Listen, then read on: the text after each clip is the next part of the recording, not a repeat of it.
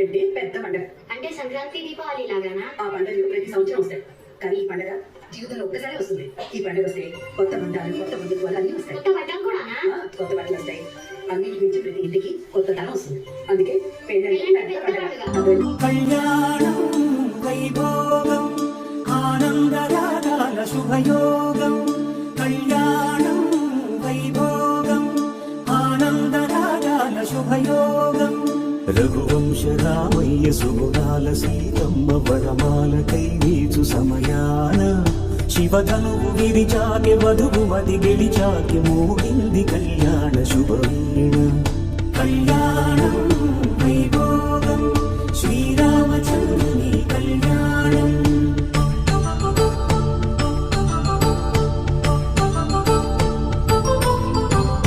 అపరంజి తరుణి అందాల రమణి